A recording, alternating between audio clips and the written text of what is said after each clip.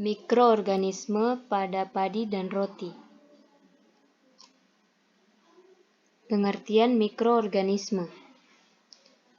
Mikroorganisme atau mikroba adalah mikroba yang sangat kecil. Untuk mengamati strukturnya diperlukan bantuan sarana atau alat. Mikroorganisme juga disebut mikroorganisme mikroskopis. Mikroorganisme terdiri dari beberapa jenis, diantaranya yaitu pertama bakteri, adalah kelompok organisme yang tidak memiliki membran sel. Kedua, virus adalah parasit mikroskopis yang menginfeksi sel dalam organisme biologis. Virus hanya dapat berkembang biak dengan menyerang bahan dan penggunaan sel hidup karena virus tidak memiliki mesin sel atau alat untuk bereproduksi. Ketiga, yaitu parasit, adalah hewan mikroskopis yang dapat mengurangi produktivitas hewan inang. Parasit dapat menginfeksi manusia dan hewan. Misal pada manusia yaitu menyerang kulit. Keempat, yaitu jamur. Jamur yang dimaksudkan di sini yaitu sebagai jamur dalam kategori jamur. Sebagai aturan, yaitu jamur ini tidak menyebabkan penyakit, tetapi kerusakan makanan. Misalnya, jika ada jamur di permukaan daging, maka daging bisa dihilangkan tanpa harus membuang semua dagingnya. Terakhir, yaitu ragi atau fermentasi, adalah zat yang menyebabkan fermentasi. Ragi biasanya mengandung fermentasi mikroorganisme dan media kultur untuk mikroorganisme. Ragi biasanya digunakan dalam industri makanan untuk menghasilkan makanan atau minuman yang difermentasi seperti mentimun, tempe, tape, roti, dan bir. Pengendalian mikroorganisme pada padi. Yang pertama yaitu varietas padi. Penggunaan varietas padi untuk tahan penyakit adalah cara pengendalian yang murah, mudah, aman, dan efektif. Contohnya, di lapangan masih terdapat berbagai penyakit tanaman yang belum dapat dikendalikan dengan varietas tahan, seperti penyakit hawar pelepah. Penyakit hawar pelepah ini disebabkan oleh jamur solani yang mempunyai inang luas sehingga sifat ketahanannya secara genetik sulit ditemukan pada tanaman padi. Ketahanan tanaman padi terhadap hawar pelepah dikendalikan oleh banyak gen atau poligenik, sehingga pewarisan sifat tahan melalui persilangan sulit dilakukan. Penyakit yang tidak dapat dikendalikan dengan sifat genotip tanaman dapat ditekan dengan sifat fenotipik tanaman. Oleh karena itu, ketahanan varietas padi terhadap penyakit juga dipengaruhi oleh sifat fenotipik tanaman.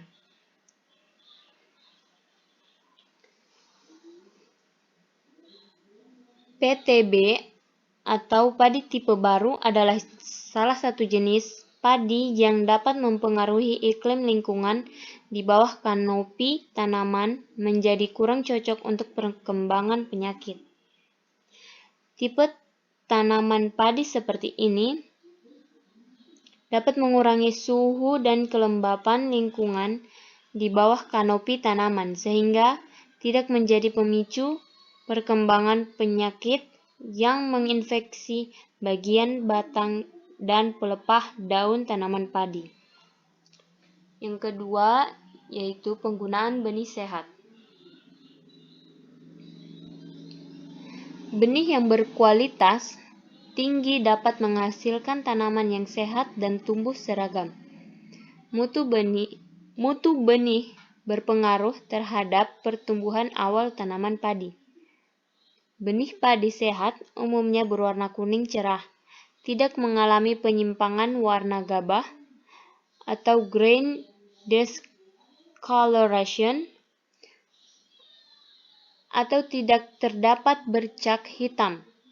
Mutu benih pada padi diketahui dengan cara memasukkan benih ke dalam larutan garam 3% atau larutan ZA dengan perbandingan 1 kg pupuk ZA untuk 2,7 liter air.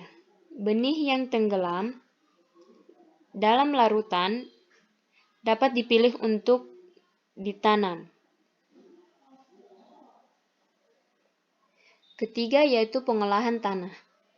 Pengolahan tanah meningkatkan laju resapan air dan menurunkan jumlah padatan tanah pada lapisan olah atau daerah perakaran tanaman. Pembalikan tanah dengan bajak dapat mengeluarkan gas-gas beracun dan mengalami pencucian. Pori tanah yang terbentuk memperbaiki aliran udara sehingga meningkatkan proses dekomposisi residu tanaman. Sistem kehidupan mikroorganisme yang terbentuk makin kompleks sehingga mampu menjaga keseimbangan alamiah ekosistem tanah.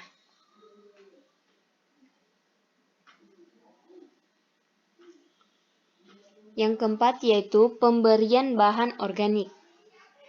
Tanah yang mengandung banyak bahan organik ditumbuhi oleh berbagai jenis dan jumlah mikroorganisme tanah, sehingga makin tinggi keanekaragaman dan populasi mikroorganisme dalam tanah. Secara alami, kondisi ini dapat mengendalikan organisme tertentu, termasuk patogen penyebab penyakit.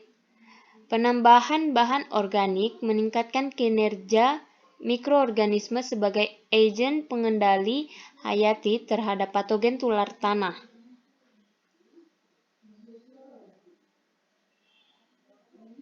Penambahan bahan organik ke sawah di samping meningkatkan populasi organisme tanah juga dapat meningkatkan kesuburan dan mengurangi kemasaman atau meningkatkan pH tanah.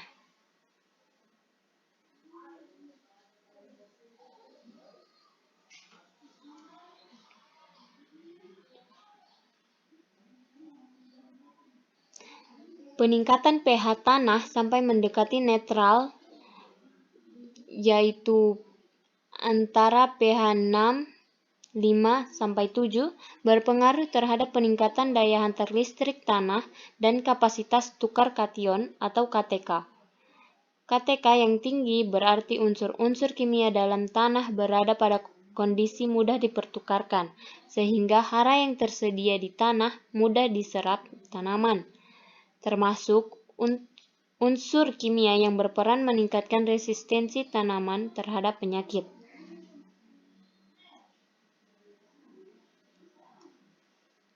Selanjutnya, yaitu pengendalian mikroorganisme pada roti. Roti yang dibuat dengan kondisi sanitasi dan higiene yang baik dan dikemas dengan baik dapat bertahan selama 5-7 hari pada tempat yang sejuk. Beberapa hal yang dapat dilakukan untuk pengawetan atau pengendalian mikroorganisme pada roti agar dapat bertahan lama. Di antaranya yaitu yang pertama, memakai bahan pengawet.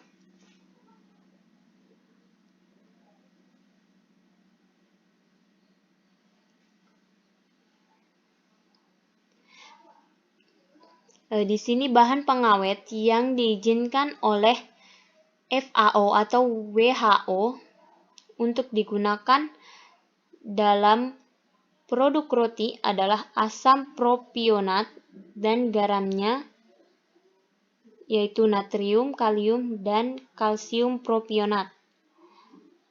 Asam sorbat dan garamnya, yaitu natrium, kalium, dan kalsium sorbat. Dan asam benzoat dan garamnya, yaitu natrium, kalium, dan kalsium sorbat.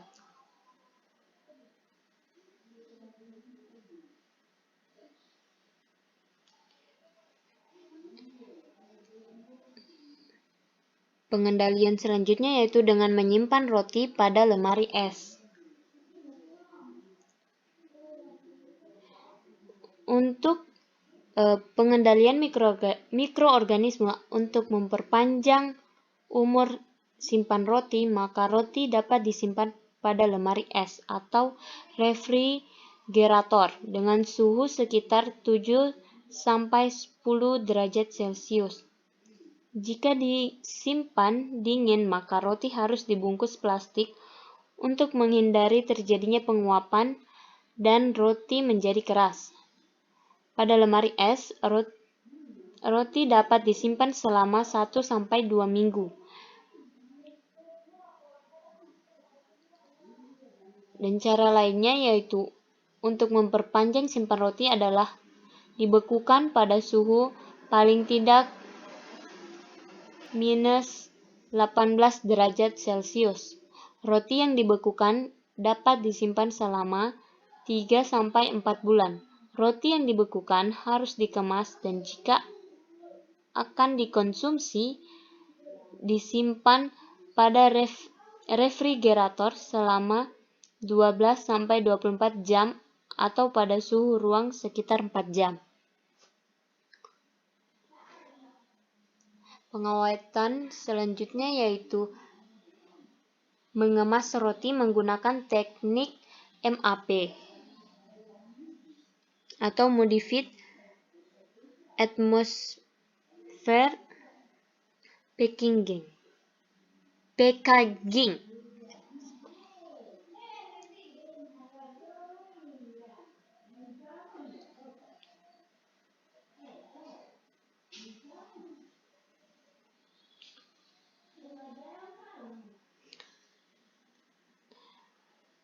Teknik MAP adalah teknik pengemasan dengan merubah komposisi udara dalam kemasan.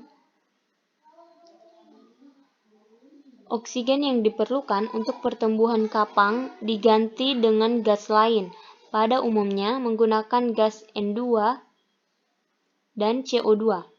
Teknik ini memerlukan 2 persyaratan, yaitu pendinginan dan pengemasan roti dilakukan pada ruangan higiene tinggi dan menggunakan kemasan yang tidak melewatkan oksigen. Masuknya oksigen ke dalam kemasan dapat menyebabkan pertumbuhan kapang. Dengan teknik MAP, roti dapat disimpan pada suhu ruang lebih lama dan tidak memerlukan pendinginan.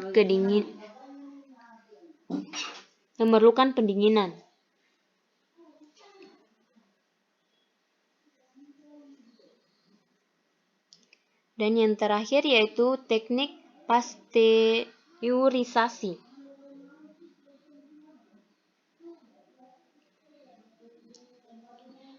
Teknik pasteurisasi ini adalah teknik pengawetan dengan memanaskan kembali setelah roti dikemas.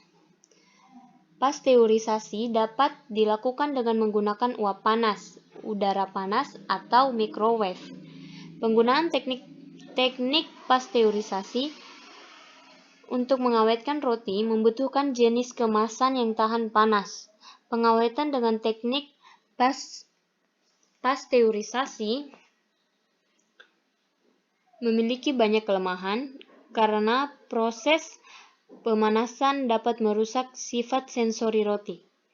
Selain itu, proses pendinginan roti harus dilakukan dengan cepat untuk mencegah pertumbuhan spora termofilik yang tidak terbunuh dengan teknik pasteurisasi ini. Sekian dan terima kasih.